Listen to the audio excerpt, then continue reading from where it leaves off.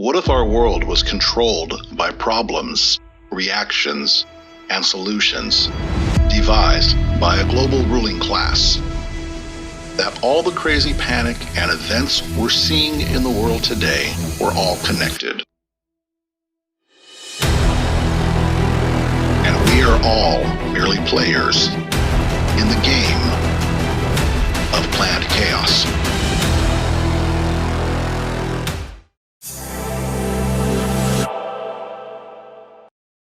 We're living in a moment when there is a bombardment of media information. People are confused by the plethora of information. Whom should they believe? Facts are spun to present a particular narrative. Who can be trusted? One thing to remember is that the mainstream media is produced and has largely been broadcast over the years on television. We watch programs. The media use programming to control the narrative and minds. History is written by the victors. What's important to understand is that there is a carefully orchestrated organization behind much, if not all, of the media narrative. It is not just random entertainment.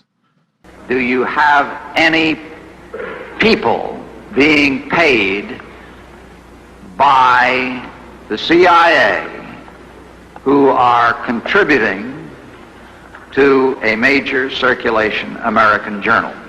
We do have people who submit pieces to American journals. Do you have any people paid by the CIA who are working for television networks?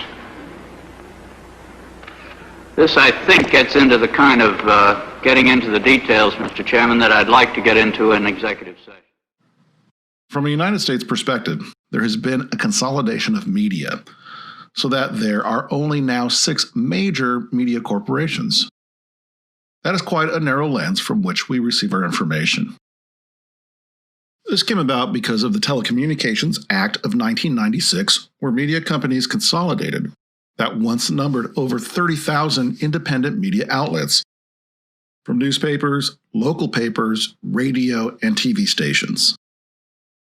These various news providers used to be held to higher standards and were often kept in check by libel or slander suits and a more informed public.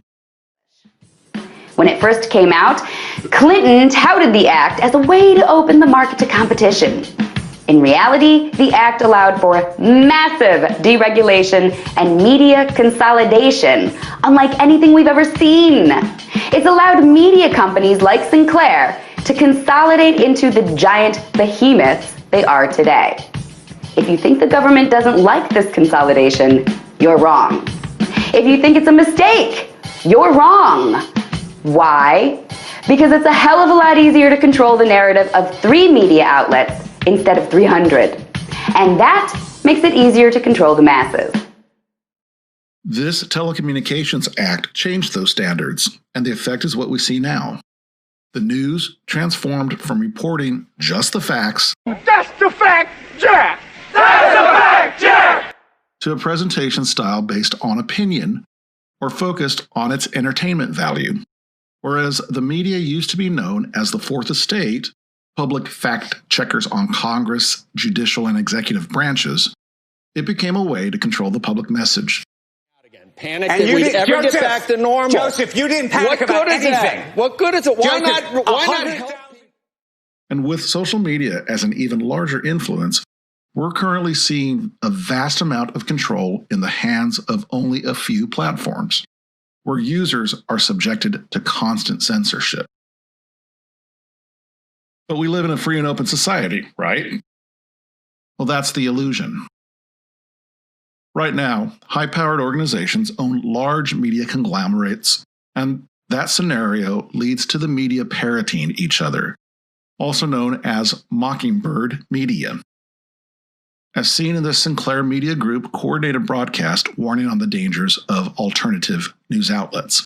The sharing of biased and false news has become all too common on social media. More alarming, some media outlets publish these same fake stories without checking facts first. The sharing of biased and false news has become all too common on social media. More alarming, some media outlets publish these same fake stories without checking facts first. Unfortunately, some members of the media use their platforms to push their own personal bias and agenda to control exactly what people think, and this is extremely dangerous to our democracy. This is extremely dangerous to our democracy.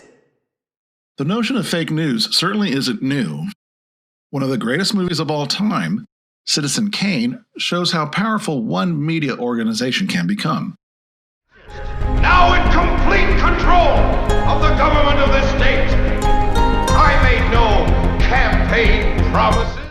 This has always been the case around the world. Based on the real Spanish-American War, where news tycoon William Randolph Hearst infamously told Teddy Roosevelt, "You furnish the pictures, and I'll furnish the war." Media pundits, through the use of their newspapers, act to create the narrative that the highest bidder wants. It's not new that media uses propaganda to sway public opinion to get people agreeable to enter a war. This becomes dangerous when news media outlets are consolidated or the main news anchors and news producers are part of the establishment. Here are some examples. Did you know that MSNBC's news chief's foreign affairs and senior Washington correspondent Andrea Mitchell is married to former Federal Reserve Chairman Alan Greenspan?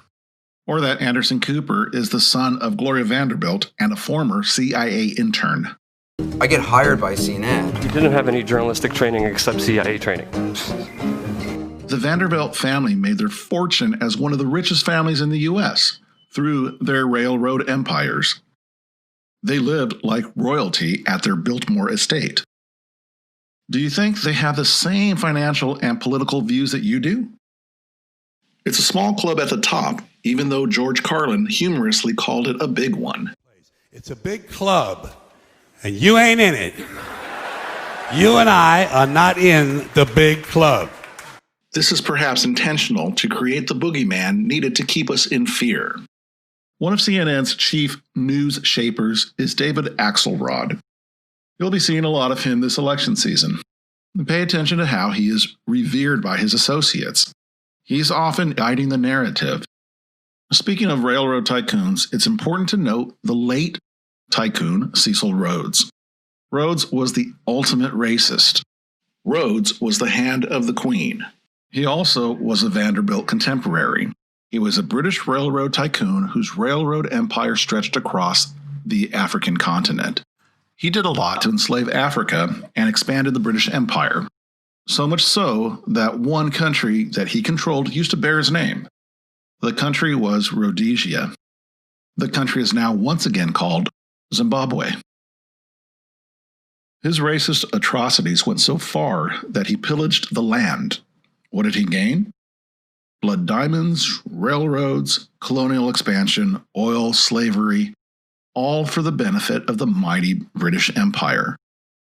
But he didn't just exploit the continent of Africa. His reign of conquest was for crown and country. His racist policy of the ends justify the means endures until today through his endowment to Oxford University via the Rhodes Scholarship that bears his name. This scholarship is awarded to those who might follow in the footsteps of his ultimate goal of returning the colonies back to the crown. Now, this may sound crazy, but it's well documented. His well-calculated strategies to accomplish this were to train candidates in subversive tactics and to defy any laws that created an impediment to his ultimate goal. He created not only the scholarship, but also the secretive British Round Table, and was the inspiration behind the Club of Rome and the Council on Foreign Relations. We use him as an example because there is a conflict of interest of mingling private policy and public media all the time. One devout Rhodes Scholar is MSNBC's Rachel Maddow. Another is George Stephanopoulos, and also Pete Buttigieg, Cory Booker, Susan Rice, and Bill Clinton, among several other high-profile people. Remember the small club? It's important to note that subversion and infiltration is subtle, so you need to know their strategy and what motivates it. Brzezinski said in 2 Ages, now this guy was way up with the NSA. He's a master geopolitician. He admits he works in 20, 50-year periods to do with geopolitics in other countries. But he said himself, the public will shortly be unable to think or reason for themselves. He was meaning by the form of information that was given to them, the type, the formulas that were in use then in the 1970s. He says, eventually they'll be unable to think or reason for themselves. And eventually, he said, they will expect the media to do all their thinking and reasoning for them. We'll cover this more in depth in other episodes. But remember, the elite, the 2% who control the 98%, don't share the concerns of the 98%. They think of themselves as better than us and consider us slaves and property. So, who are today's Cecil Rhodes? Many follow in his footsteps. How about Jeff Bezos? He owns the Washington Post, who, along with the ultra-rich Ox family, who own the New York Times, shape public opinion. Do you think they use their newspapers and news stories to stack the deck with articles and op-eds that support their political and financial views? You bet they do. Is this openly publicized policy? No. But how hard is it to control the editorial suite at these papers and dictate the direction of the news? This is called manufacturing consent by Noam Chomsky. We know that newspapers and news stations around the world are stacked with bias. In the US, this came about because of the Telecommunications Act of 1996, which also changed rules on libel. It's much harder to bring about lawsuits as a result, as news can be considered entertainment. And with Section 230 of the Act, publishers now aren't held liable. But lately there's been lots of talk about changing the wording of Section 230 to bring it up to date with online social media platforms. YouTube, which is owned by Google, is a private company. Can't they do anything they want? The answer is yes and no. Yes, if they are a publisher. No, if they are a public forum. So what's the difference? This gets right to the nub of the matter. A publisher chooses the content that resides on its site. The New York Times is a perfect example. You can't write a story and just expect the New York Times to publish it. The Times chooses what appears on its pages or website. And if they publish a story that contains a malicious lie or violates copyright law, they can be sued. PragerU is also a publisher. It decides what material gets placed on its website. Most sites are publishers. In contrast, a public forum, which can be a physical location like the classic town square or a shopping mall, or a virtual location like a website, is a place that must allow individuals and organizations to exercise their free speech rights. YouTube is an example of a public forum. In fact, YouTube describes itself as a public forum. You make a video, YouTube hosts it, and anyone with an internet connection can watch it. Facebook is also a public forum, and so is Twitter. Here's why this is so important. A public forum under Section 230 of the Communications Decency Act, a law co-sponsored by Democrats and Republicans and passed by Congress in 1996, is not subject to liability for content placed on its site. If someone posts a video about how to build a bomb or writes a threatening comment, the public forum website cannot be held legally responsible for that content. That's a good thing. It gives YouTube and other public forums the chance to host a wide variety of material, from nature videos to political diatribes, without fear of being sued. And it worked. And then it didn't. A few years ago, the social media giants, Google, Facebook, YouTube, and Twitter, started to behave not like public forums, but like publishers. They stopped following Section 230, which specifically requires that these websites promote a true diversity of political discourse, and began to judge content by their own political and social criteria. In other words, the social media giants want it both ways. They want the protections of a public forum and the editorial control of a publisher. We're fine if they're a publisher, and we're fine if they're a public forum.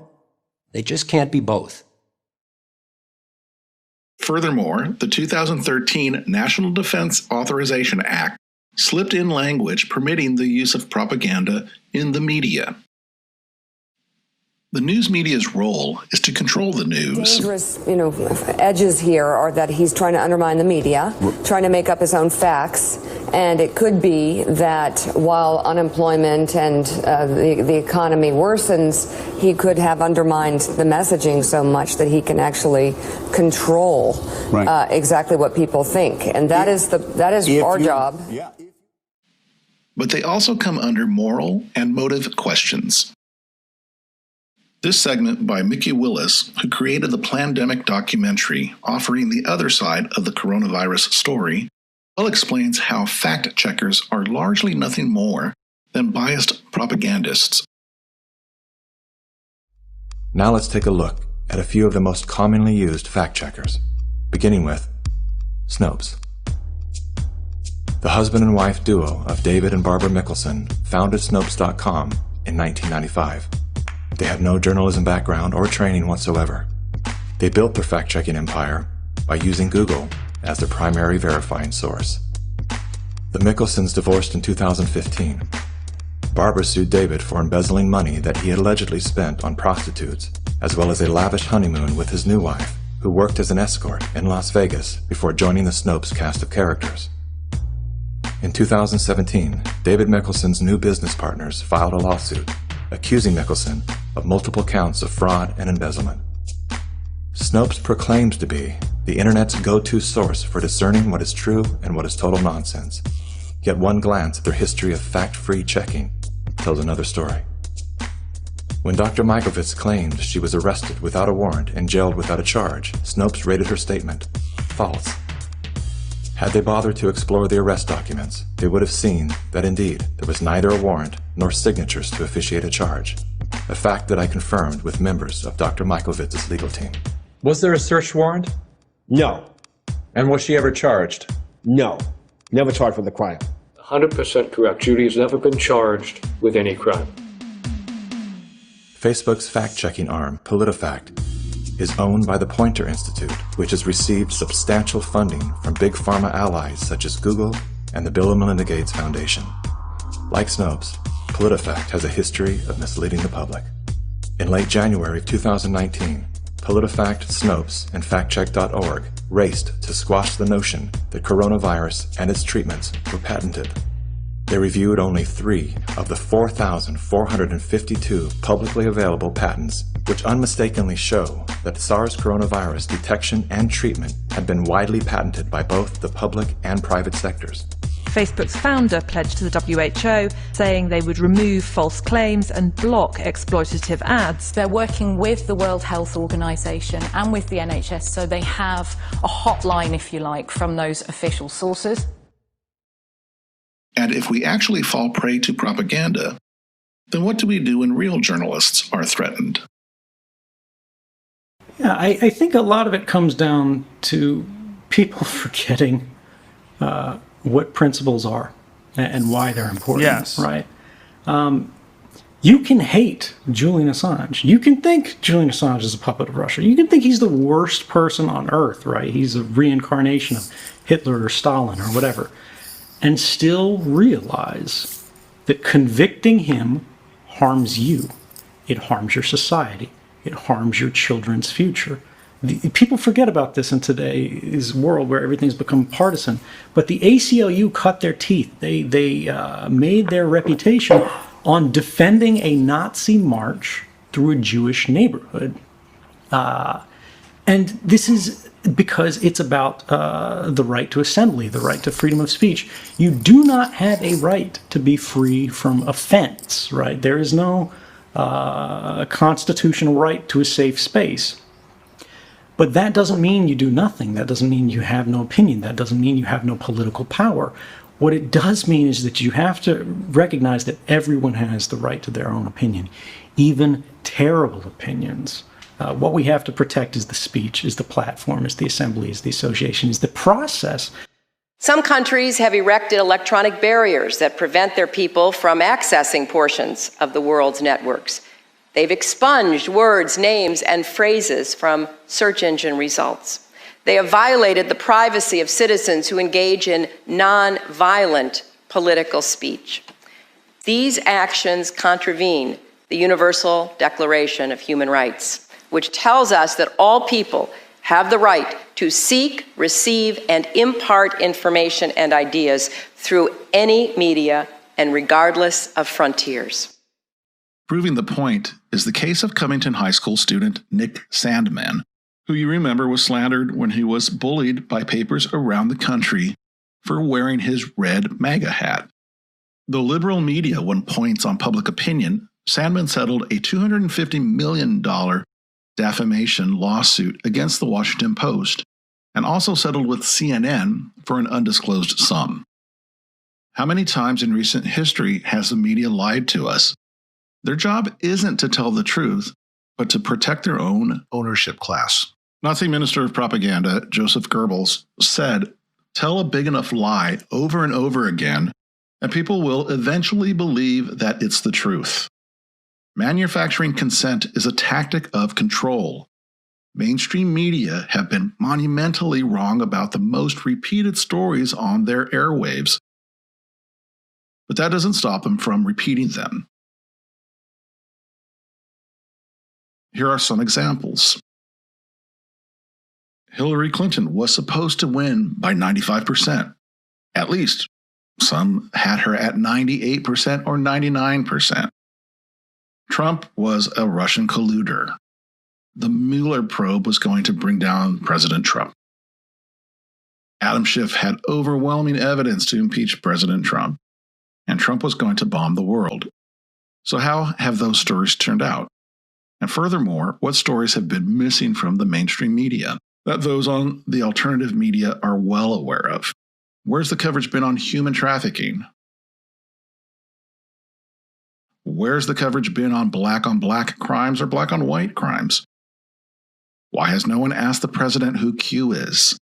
Where are the voices of those who know of child abuse? It's an 800,000 child a year question and $1 billion industry. Why has the media organized against COVID stories like hydroxychloroquine and zinc, or natural preventatives like vitamin C, vitamin D, fresh air, and sunshine, especially in the face of overwhelming evidence from physicians? Why is there a concerted effort to censor independent journalists? Could it be that the people are finally seeing the news media for what it really is? A propaganda machine? Why does it resonate with so many people when they're called fake news? Why are mainstream media viewership numbers plummeting? Why are citizen journalists on the internet gaining so many viewers? Why are audiences turning away from the mainstream media? If they were doing real journalism in the face of a pandemic, wouldn't an inquisitive journalist be able to follow a lead and report on possible cures instead of being silenced? This series will ask these types of questions that, at the very least, we need to consider. Researching is an intelligent pursuit. Seeking truth is necessary. Exploring different avenues and narratives is an intellectual imperative, if only to debunk a theory. Theories in themselves are good things. Einstein theorized on relativity until he could prove it. Newton theorized on gravity until he had his equation. From questioning things comes enlightenment, and this is the basis of scientific method. Let's quickly look at how the media operates by taking a look behind the curtain. Here are their rules. Lying by omission. What isn't being shown on nightly news is generally more important than what is. Control the debate. Who is arguing for and what cause? Most commentators are vetted with accepted points of view. Newscasters are groomed to play the game. Getting a network anchor spot isn't achieved by merit alone, but by which narrative you will support. There are only 6 corporations that own all media outlets in the U.S. They protect themselves. Scripting and synchronizing the news. Anchors often read the news verbatim from city to city, station to station. I mean, what? They don't have journalists anymore.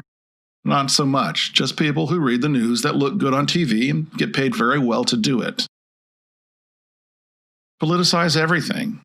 Everything is calculated to further the controller's divide and conquer tactics. Conservatives versus liberals, Democrats versus Republicans, right wing versus left wing, right versus left, whites versus blacks. Label everyone. No one is a human being anymore. Now everybody is a label. You are a conspiracy theorist if you question the official narrative. Remember Bernie the socialist, Trump the reality show actor, Clinton the first woman presidential candidate, sleepy Joe Biden. Ask the wrong questions and answer questions that weren't even asked. Have an interview on a current topic, but ask irrelevant questions and get into an argument while avoiding any real issues. Closing the book too soon. The jury may still be out on an issue, but the media makes up its mind as soon as they can fit it into their narrative. Triviality and distraction, aka fear porn. How many times has something escalated to catastrophic levels? If it bleeds, it leads. But does that really affect your life? Not so much directly, but indirectly, you will worry. During George W. Bush's presidency, there was a banner on television every day called the Terror Alert Level, programming people to live in fear for the day at a pre-described level otherwise known as predictive programming. Then outright lying. When all else fails, just make it up. There will be another network anchor to back you up. Attack, attack, attack. Your point of view isn't so good? Well, accuse your opponent of what you would do or have done. These lines of attack show just how the attacker might think. Give your opposition a label such as conspiracy theorist or say they're crazy, make them look bad. And then finally, wear them out. Just outlast your opponent. Now, what is the objective? Simple. Propaganda. There's always more to the story, as we'll try to show you. We bring this up because we are in a blitzkrieg of informational warfare. Simple as that. We are at war. The war is for your consent. The war is for control of what the elite-owned media and their financial elite buddies desire. Their aims are the same as Cecil Rhodes' over a century ago. Control over the slaves. As one observant poster said, I would rather post an erroneous news story by a citizen journalist made in good faith than an intentionally skewed story by the corrupt and dishonest mainstream media. So get ready to dive into deep information. Bring an open mind. Truth has a resonance. You'll learn a new perspective to challenge the narrative. We at Prepare for Change have been reporting and presenting this information for almost a decade. We gather the information from high-level sources and have thousands of articles online at prepareforchange.net. Our site isn't for everyone. It is intended to help those who question the narrative or want to explore history or challenge the mainstream. We are often paddling our boat up that mainstream. But due to the many hundreds of great writers who's lost their jobs in the media consolidation, the information is out there. The truth is best hidden in plain sight. We strive to show you how to sort through it. With a sound basis in history and through whistleblowers, intelligence agents, and reporters who sometimes make the ultimate sacrifice, we have tons of support to stand on. The time is critical to make this series that will bring together the methods, the actors, the religious beliefs, and the stories to put a spotlight on darkness and provide some sense from the planned chaos. Planned Chaos was produced by volunteers of prepareforchange.net. Our mission is to wake up the world through thought-provoking content and liberate the planet. Prepare for Change survives solely on the donations of its members. If we have succeeded in providing you information that has been useful to you in your awakening process, please consider helping our cause by giving a donation. All of our costs go to maintaining our website and the Malawi Orphanage, who we actively sponsor. To donate, please visit prepareforchange.net. Prepare for Change Foundation is a 501c3 nonprofit. PrepareForChange.net is owned and managed by a worldwide community of volunteer lightworkers who come together to guide humanity through its planetary transition, the event. PrepareForChange.net sets the example by working for the greater good and was created at the request of the resistance movement. If you are moved to help us help the world, why not join us today? Prepare for Change brings truth so that we may change our ways into the path of grace instead of the path of slavery and destruction. Once we know, we can prepare ourselves for change and remember how to allow God's co-creative mind to assist us in making the best choices for all. Else, we will simply suffer the consequences of our inaction or unbalanced action, which is the result of ignorance. Confronting hard truths and being in service to others is the path we all benefit from. Our planet gives to us every single moment. Now it's time to give back to her. Come visit Prepare for Change to discover much, much more than you've been taught by the corrupt establishment, hell-bent on preying on your ignorance. Together, we can be the change we want to see in the world. Members of the Awakened community, Prepare for Change supporters and humanitarians alike, we desperately need your help and generosity more than ever.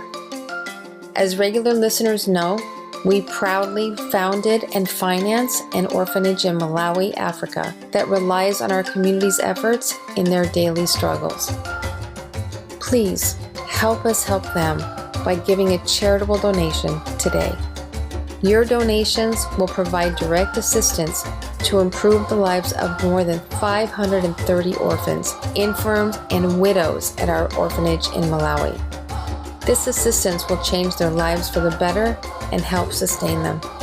Through love, care, and education, we strive to aid our orphans out of poverty and into abundance and freedom. We can only achieve these goals with your help. Prepare for Change supports over 530 needy at the orphanage, and their daily needs are dependent on us as an organization. We provide them with financial support on a weekly basis. The vision we have for our adopted orphanage is that we can raise enough funds to eventually cover all aspects of the children's welfare. This assistance includes healthcare, formal and informal education, food and security, suitable accommodations, and safe transportation. Please hear our calls and the children's calls for help at this crucial moment. It is only with your help that we can reach our goals. We are a 501c3 charity, so your donations are a tax write-off. To donate, please visit our website, prepareforchange.net, where you can do so in a variety of ways. You can find the donate button there or donate via PayPal directly to donations@prepareforchange.net. Your donations truly make a difference.